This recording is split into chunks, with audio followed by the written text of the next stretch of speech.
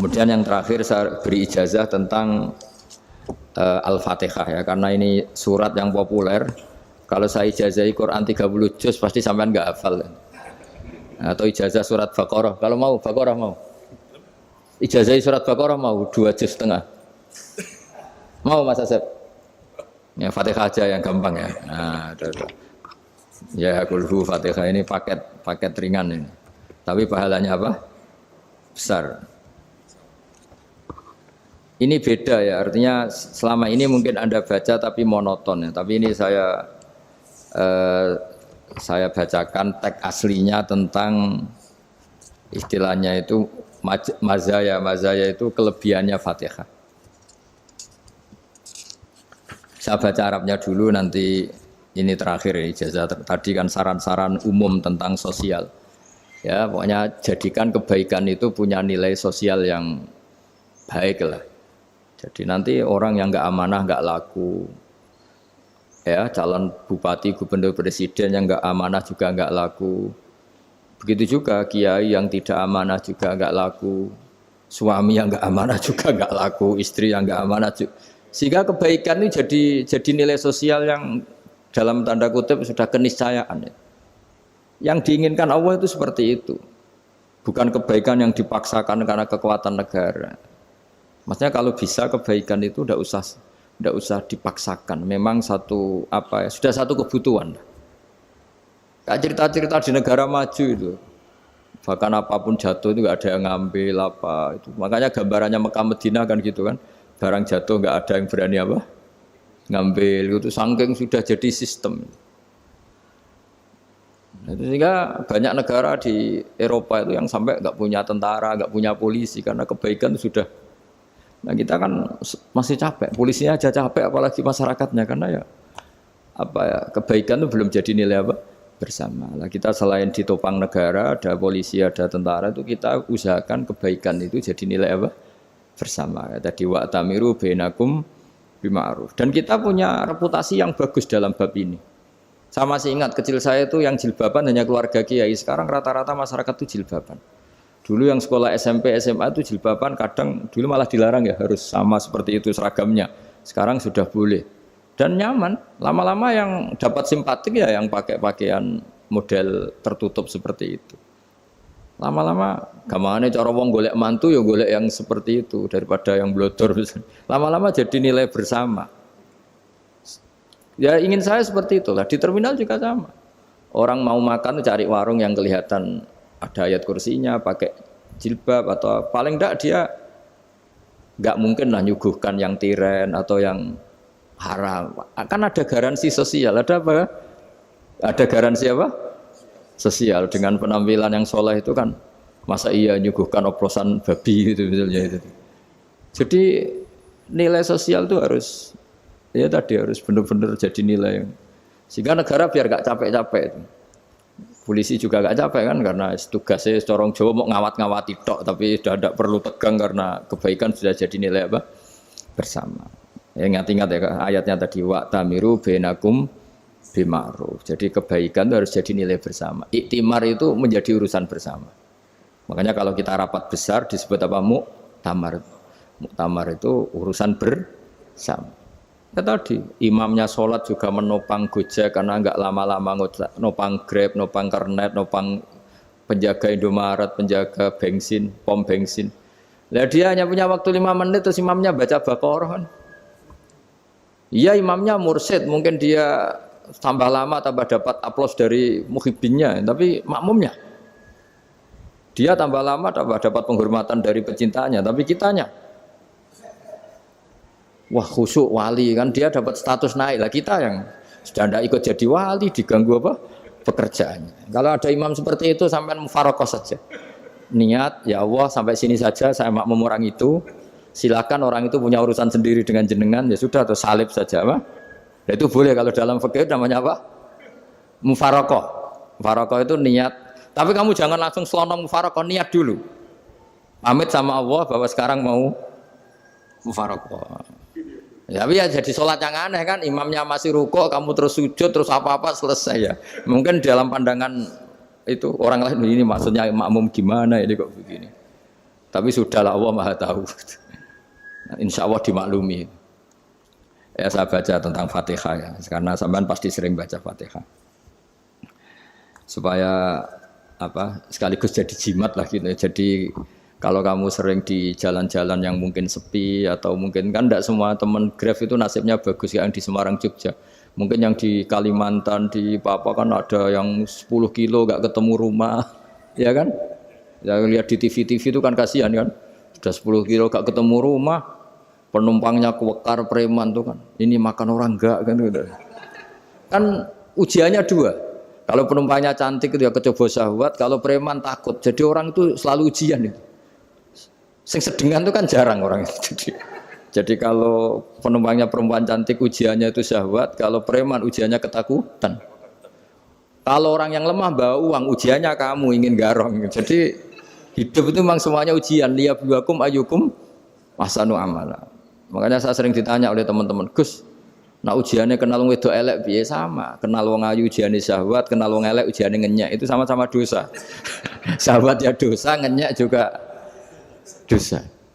Welek keriting untune metu ya dosa ngomong gitu. Kadang-kadang orang berpikir enak kancanan wong elek gak dosa. Kata siapa kancanan wong elek itu ya dosa karena bawaannya ngenyek. Ngenyek itu menyepelekan itu. Makanya saya itu ya nggak mau berteman sampean. Nanti kan bawaannya ngenyek atau seneng ya enggak tahu saya. Ya sudah ada takdir saja kalau ketemu ya tak ulang ngaji gitu. Tapi ini ngaji terakhir, setelah ini ngaji biasa aja enggak usah resmi gini. Ngaji kok resmi aneh. Pokoknya nanti suatu saat kalau pandemi sudah berlalu saya akan ngaji Rebone, lalu ini ngaji.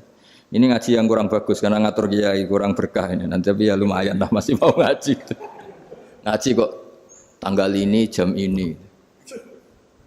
Sekarang suatu saat kamu tak panggil, Mas Wahyu datang ke sini jam ini tidak mesti bisa. Mungkin pas ada acara apa, maaf ke sini pas ngecek pas apa. Jadi ya sudah tapi tak maafkan enggak apa-apa. Takdir ya. Tak bacakan supaya sampean tahu keramatnya bismillah. Nah, sebelum saya bacakan bismillah Fatihah tak beritahu tentang ilmu tafsirnya karena ini penting sekali. Fatihah itu dawuhnya Allah, tentu itu dawuhnya Allah. Saya ulang lagi itu kalamullah. Tapi yang sudah diberikan kesampaian ke kita semua. Sehingga seakan-akan itu menjadi dawuhnya kita ke Allah. Jangan salah loh ya. Fatihah itu dawuh Allah tapi sudah diberikan ke kita. Sehingga posisi kita itu yang punya itu. Nah kenapa ini perlu dijelaskan? Karena nanti ada kalimat iyyaka na'budu wa iyyaka nasta'in. Kalau itu masih kalam Allah, berarti Allah ngomong ke kamu, ngendikan ke kamu, kepadamu aku menyembah. Masa Allah menyembah kamu?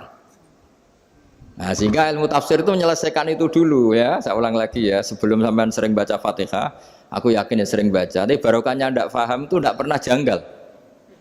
Enggak paham itu ya penting supaya ndak iskal, ndak janggal. Sebetulnya di kalimat itu ada yang janggal. Kalau Fatihah itu kalimatnya Allah atau kalam Allah, bagaimana dengan kata-kata iyyaka na'budu? Masa Allah ngendikan ke kita, kepadamu kami menyembah. Masa Allah menyembah kita? Maka penyelesaiannya secara ilmu tafsir gimana? Semua ulama mengatakan, bukan satu dua, semuanya mengatakan di Fatihah itu semuanya diberi kawalan kalimat.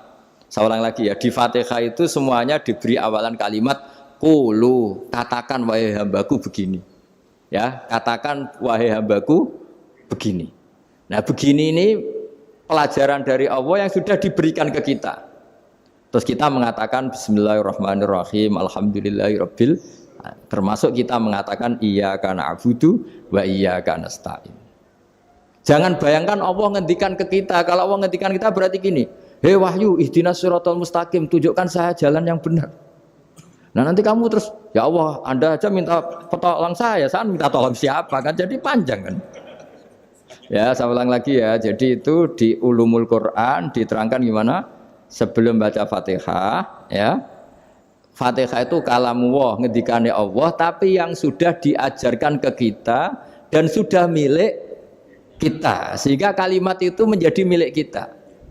Tapi ya kalamullah, tetap kalamullah, tapi sudah menjadi milik kita. Udah paham ya? Ya pinter nah. Ya, karena kalau tanpa penjelasan seperti ini Anda akan iskal. Bagaimana Allah iskal itu janggal, bagaimana Allah mengatakan iya anak butuh. Kan jadi aneh ya?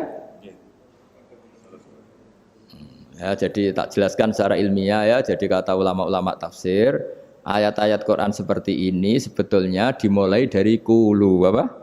Meskipun nggak dilafatkan. Itu kan sama dengan qul huwallahu ahad Muhammad. Katakan kalau Tuhan itu satu. Ya namanya Quran itu kan kalam Allah membina nabinya, membina umatnya. Makanya dikatakan atau enggak, di sini tersembunyi kata qulu, katakan. Ya. Jadi ya ibarat apa itu? Kamu ngajari anak kamu lah. Le, panggil jenengan bapak kula. Itu maksudnya anak itu, kalimat itu kalimat kamu, tapi kamu ajarkan ke anak kamu. Terus anak kamu bilang, Pak jenengan bapak kulo. Nah, ketika kamu mengatakan jenengan, bukan kamu mengatakan jenengan anakku, berarti anakmu itu bapakmu, kan lucu kan? Anak kamu ajari jenengan bapak kulo. Kamu, engkau, bapak saya. Terus anak kamu mengulang jenengan atau kamu bapak saya. Berarti itu kalimat yang kamu ajarkan, tapi sekarang sudah milik anak kamu. Kalau itu kalimat kamu kan lucu, masa anak kamu bilang bapak. Nah itu seperti itu. Jadi ulama memberi solusi atau jawaban iya karena abudu. Iya itu sebelumnya ada kata-kata kulu, katakan wahai hambaku, hubungan kamu dengan saya adalah katakan iya karena abudu wa iya karena nasta'in. Terus hubungan kamu dengan saya katakan juga dalam doamu ihdinas siratal mustaqim. Jelas ya, jadi itu kalam Allah yang sudah milik kita karena diajarkan Allah untuk kita. Dong ya? Ya dong, gak jelas gak. Tapi bagus gak jelas itu bagus. Kalau kamu jelas gak jadi digrab, jadi gubernur. Min azimi fadliha kasratu asma'iha wa fadail ukhra. Ini cerita dramatisnya surat Al-Fatihah. Qala Abu Hurairah radhiyallahu anhu inna iblisa ranna khina unsilat Al-Fatihah. Jadi iblis itu begitu kesakitan. Ini kitab Abwaabul Farad karangannya Sayyid Muhammad Alawi, juga kutipan dari beberapa kitab. Yang jelas beliau sendiri juga ngutip dari beberapa riwayat di beberapa hadis.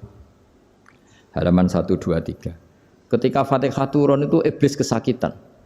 Kayak orang sakit gigi lah, tersiksa sisanya karena turunnya surat apa? Al-Fatihah. Artinya kalau Anda baca Fatihah dijiwai, maka Anda melemahkan setan, melemahkan iblis. Wa qala Mujahid, khina unzilat Fatihatul kitab ronna fastama indahu asyayatin. Jadi ketika Fatihah itu turun, iblis itu terkapar lah kira-kira. Sampai dijenguk banyak setan. Jadi kemana di ICU lah kira-kira gitu kalau sekarang itu. Entah Covid entah enggak tahu, pokoknya di ICU sampai dijenguk banyak setan. Enggak tahu bawa apa enggak tahu, pokoknya dijenguk banyak setan. Ono yang nyangoni karena ini apa? Ketuanya apa? Pingsan, sakit.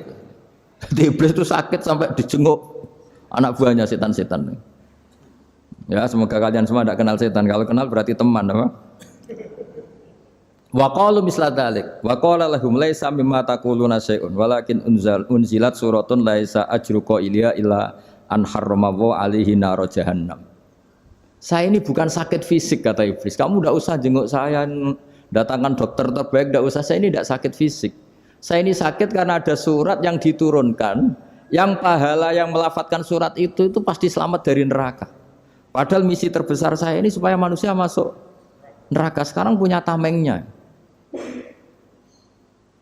Wah pusing kan? Ya seperti orang lah goda sampean, ternyata sampean setia, itu kan pusing. Nah ternyata tidak setia, itu yang akhirnya ribet kan itu. Jadi iblis itu cita-cita terbesarnya kan semua orang itu masuk neraka. Nah sekarang turun satu surat yang gara-gara surat itu siapapun yang baca dijamin selamat dari neraka. Jadi walakin unzilat suratun laisa ajru qailiha illa an harramallahu alaihi nar jahannam. Karena jadi dia shock lah kalau orang di Jawa itu bilang shock. Aduh sial nasib saya ini umat nggak bisa saya goda lagi karena punya tamengnya tadi punya. Qad tolakaidukum wa makrukum. Rekayasa kalian sekarang itu tidak ada gunanya semua. Nah, ini alhamdulillah di Indonesia kelihatan kan banyak yang miskin, banyak yang susah. Tapi selagi mereka masih sholat, itu keinginan mencari halal itu masih tinggi. Kayak apa kita di tengah kota, jauh dari anak istri, jauh dari tetangga. Biasanya kalau orang jauh dari anak istri, tetangga kan sakar PDW. Tapi yang soleh masih banyak, sudah jauh dari keluarga tetap lurus. Loh, kalau yang dekat lurus kan wajar, konangan wong akeh gitu. Ini sudah jauh masih lurus. Nah ini nggak lepas dari barokahnya surat apa? Surat Fatihah tadi. Jadi karena ada surat yang menjamin pelafalnya atau qailiha terbebas dari api neraka. Wa qalat as-sayatinu lahu is ayyusai'in ta'muruna ya maulana. Faqala lahum idhabu wajtahidu hatta tukhfilu qulubahum hatta la yaqulu hadhihi surah. Lalu kita gimana? Jari para setan gitu. Lalu kita gimana? Terus kata iblis, sudah bikin mereka lupa sehingga tidak baca lagi. Selagi masih baca kita pasti keok. Jadi kalau sampean sudah jarang baca Fatihah itu berarti sudah bagian dari kemenangan apa? Iblis. Jadi kalau sampean sudah jarang baca Fatihah itu berarti bagian dari kekalahan Anda, kemenangan iblis. Masih sering baca? Berapa kali? Terus apa lagi?